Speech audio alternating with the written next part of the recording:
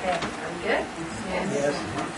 All right, well, I actually am very excited to be here, but I have to say that it's not just by my doing that I'm here today. My brother actually passed 7 years ago today, and I know that that was one of the reasons why circumstances came to be where this was a day. It seems like whenever I make a transformation in my world, there's a holiday, there's an anniversary, there's a birthday, there's always spiritual guidance that comes into play. So what I'm going to speak about today is, you folks have known me for a while, but I don't think you really know a lot of different pieces and parts and my spiritual journey. So what we're going to talk about today is listening to life and having the courage to follow what you hear. So the biggest question is, how do you listen? How do you hear? What do you hear? How do you listen with yourself? Do you just listen with your ears? Do you listen with your heart? Do you listen with feelings? How do you hear? It is so important to truly tap into that listening when you're trying to touch into God and that influence in which He is trying to share with you. My faith. Let's see, when I was really young, we were Northern Congregational, and then we moved to Florida when I was a young teen, preteen. And Southern Baptist, let me tell you, holier than thou. We all have crazy backgrounds, and our youth and maybe our family lives aren't necessarily the best. And mine was challenging, as are many of others. And church was absolutely a place that I felt peace. And I remember my first major spiritual experience was, I had gone away to a church camp. I was probably about 10 years old. And we had to go out and spend time with our Bibles in a prayer garden. And I'm like, well, what am I doing sitting here? So I'm sitting and I'm praying with my Bible. And all of a sudden, I got that God rush. Do you remember that God rush, that first God rush that you got? And I was like, what was that? Later on in another church camp, I think it was the same one, it was just a different experience. All of us were laying in our bunk beds, and the rush went from bed to bed. Each one of us started shaking and crying, and it's an entire room. Probably there were, 15, 20 girls in this large room. And there's the camp counselors yelling in the windows for us to be quiet and go to sleep. But God was working in that moment through these young girls, making life changes. Came back from that church camp, and I ended up, being baptized. And then as life went on, God was always a part of my world. I went to all different kinds of churches. Northern Congregational, Northern Baptist. When I moved to Florida, I don't think there's not a church here that I didn't go to at one point in time. Always under that spiritual path of what actually works. Well, while I was up north, and God had different things planned for me. I had a great aunt who was very dear to me, and she had gotten really ill, and she was dying. And while she was dying, I was sitting by her bed, and all of a sudden, I had to write a song. I didn't know how to write a song. I didn't know how to read music, okay? But I had to write a song for her, which I ended up singing at her funeral. And so things started to transition at that time. This was in the mid-90s. I had just moved into a different situation. I had gotten divorced and was in a home of my own. And all of a sudden I sat straight up in bed because I found out my father was dying. Well, he had colon cancer, a very large tumor. And they gave him 3 months to live based on what they had found. They had burst through his intestines, and it was all in his lymph nodes. And God had a different story in mind. So I sat straight up in bed, and he's like, you need to go to Florida and do a healing on your father. And at the time, I lived in Connecticut. And I looked around the room, and I'm like, God, he's an atheist.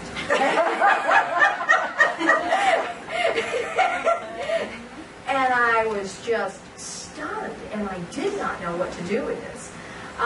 So I said, all right, God, if you really want me to do this, then you're going to give me the information. And I was always tough. I've never been an easy one. And so I know that I'm a challenging student at this. And so you need to give it to me. And so I went and I prayed about it, and I started writing all this stuff down. And then I went to church, and I knew I needed to have an anointing oil. And so I went to my pastor, and I said, well, you know, I have to go to Florida and do a healing for my father. God told me to. And he says, what? This is Northern Congregational, you know. And I says, yeah, I got to go and do that. And he says, well, when are you going? I said, tomorrow. Come to my office right now. I mean, everybody's coming into church. It's not exactly the time to, like, have a meeting. So we went into his office, and we sat down, and I'm trying to explain to him what was going on and what God was calling me to do. And so then we started talking, and he says, well, you know, you could say that. And I'm like, well, yeah, no, I got that. And we kept talking a little bit. He says, well, you know, you could go ahead and say this. And I said, yeah, I know, I got that. And he says, well, what about that? And I said, yeah, I got that too. And he looks at me, and he says, Judy, who told you this? And I said, God did. And he said, it's a good thing that we're working for the same God.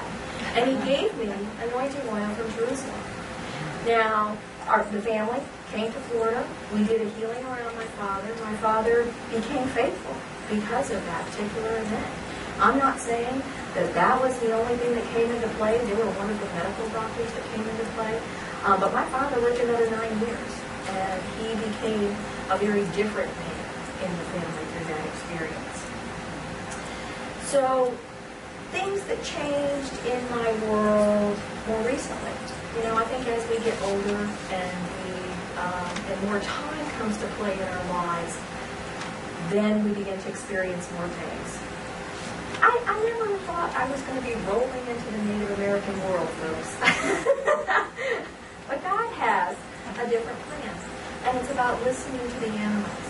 There's always been such important animals in my world who have come into play. When transition comes, a blue heron and a red-shouldered hawk have always been the key birds that have been there that told me when things were going to happen.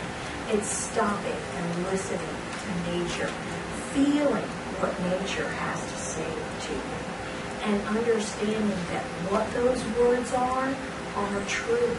They're to you, they are in your heart. Believe them. Trust in them. Don't always plan on the guy outside knowing more than you. God has a relationship with you, with your heart, with your mind, with your soul. And so it is so important for each of you to tap into what that is with you. So my story with Casadega. All right, I knew I'm down here. I need to really, and I knew my spiritualness was ready to grow. It was just getting ready to grow. I went on a ride one day, and I said, today is a spirit day. And I kept going. I was going to go down to like Cool Orange and different places, and I ended up back in Casadega again. I always end up back in Casadega. It was just something that drew me. And I went to the gazebo, and Lorraine Peterson was in there, and she was doing healings that day in the gazebo. And I walked in, and I looked at her, and she looked at me, and she said, well, I know you. And I said, I know you too. And I actually used to run both of the senior centers in Flagler County, and she attended. And so it was like, well, I didn't know you did this, and I didn't know you did that either. And it was just such an affirmation, because God had already said, you're a white light healer.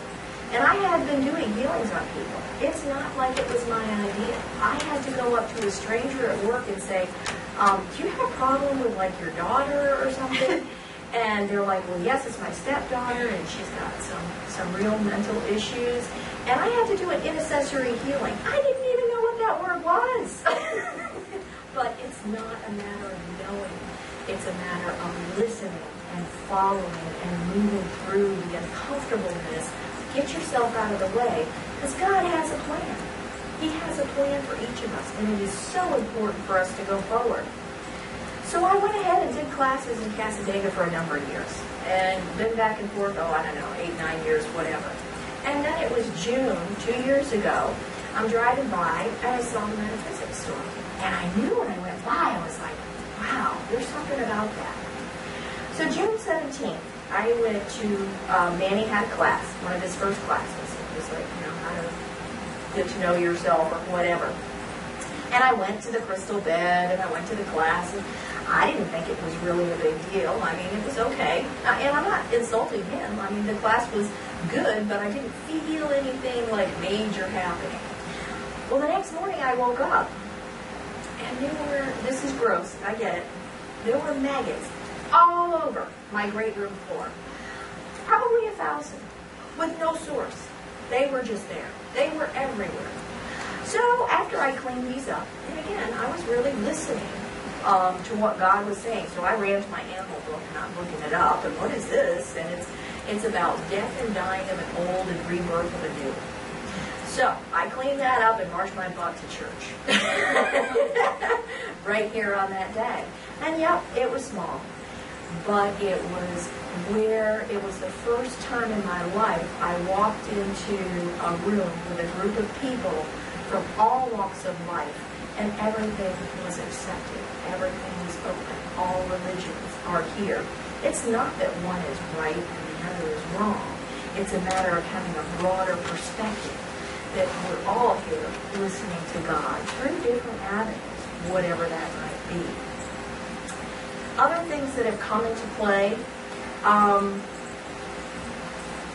told me I needed to go ahead and write a book.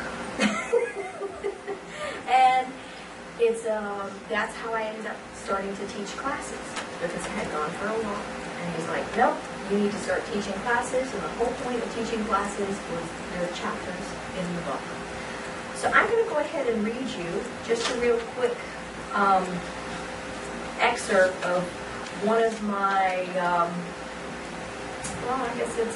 I was sitting at the beach and God gave me information. It was July 4, 2012. This morning I awoke and God our Father had many words that he wanted to share with the world. I went to the shore as a bird kept diligently calling me to watch the sunrise on this day. As I exited my home, I could see the moon in its full brilliance was setting as well. I stood on the shoreline and prayed for infinite knowledge. I knew the day was very special as I was aligned between both horizons, standing on the edge of the gateway between our earth and heavenly planes. This was when I blessed both the sun and moon, Mother Earth, and Father God, and the four corners of our existence, north, south, east, and west. In that moment, I was to celebrate the birth of a new day, the peace of the moonset, and the grace of a sunset, and life of a moonrise.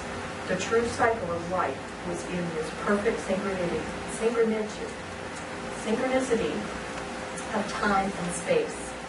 So the different thoughts that came to be are all going to be classes, because there's so much information about each. Embrace the greatest gift of life. It is love which is found within. Absorb the truth through all aspects of your existence. Life is full of eternity and knowledge. Ageless and unbounding strength comes from the power of the sea, the ability to move and change with the tides. The solid foundation of Mother Earth is made of tiny grains of sand, all as one. Dream with clouds ever-changing, gracefully floating, and whisk along to be born. Assurance of the life cycle, day cycle, night cycle, calendar cycle, or seasonal, all is the cycle where you will choose to get on or get off. The earth is made of elements, fire, water, wind, air. Take time to understand and honor each. Extremes create elemental transformation, which can't easily be recovered. Hot and cold can be boiled or frozen to create melting, steaming, or ice, each reformed under pressure to a new existence. Listen to knowledge, feel the guidance to direct your destiny. Listen to the call of nature to truly connect. The sun, S-U-N/S-O-N, provides a path of light to follow. Reflect in the morning, then move forward with your day. Waves provide the high points of your life. Run, play with unabandoned as a dog or child, eager, fresh, new, full of life and excitement and joy each day. Rest in the arms of love. Fly above the horizon, but low enough to see and experience life. Leave this earth with graceful impression of your life's existence. Don't always exert all your energy flapping your wings. It's just as important to glide on the winds. Those are just some of the different analogies that God has given to me. And it's His word, it's His impressions. So now we're going to move into the negative aspect and what has happened. It's just a matter of God calling me through different avenues and wanting to stop and step back into what truly is and important.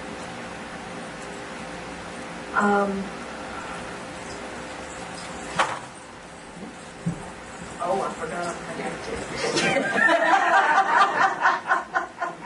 Excuse me. This is probably one of the most important pieces I've ever had, and it started so many years ago, probably 25 years ago. And it was, I found the cross, and then I found the stick. And then it was a matter of different pieces and parts coming into play. And this is a blue heron feather because he was outside my backyard and just promptly pulled his feather out and dropped it in the yard for me to go get while I was watching him out the window. And it's just a matter of finding power within Mother Earth, tapping into God's words each and every day. These are all different pieces that I've made. Each has a special meaning. Turtle shell. We're hard on the outside. We're protected on the outside. God has blessed them with that shell. But on the inside, that's the whole point. They're soft. How many times have each of us, oh gosh, I moved out of the realm.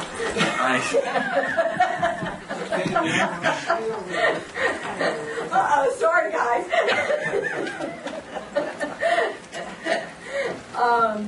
How many times have we created our own shells to protect ourselves?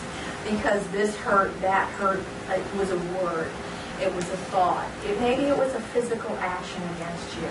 But remember to remove those shells from time to time because God is there to gift you with all you need to have and to know.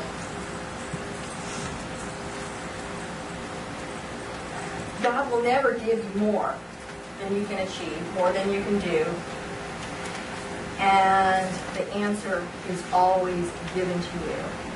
The question I generally go back to Him with is, are you sure you really had to trust me quite so much? But He does. He always gives us everything that we truly need and to have to do His will and His work. So listen. Listen with your ears. Listen with your heart. Listen with your soul.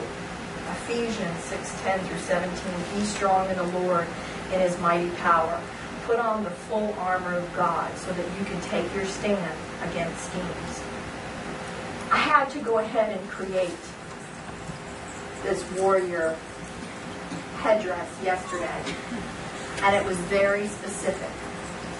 Have the courage to put on your headdress, to go forth and to do the work and will that God has for you. Again, He will never give you more than what you can do, but you can, and you are directed to go out and to do His will for Him. So go forth. I hope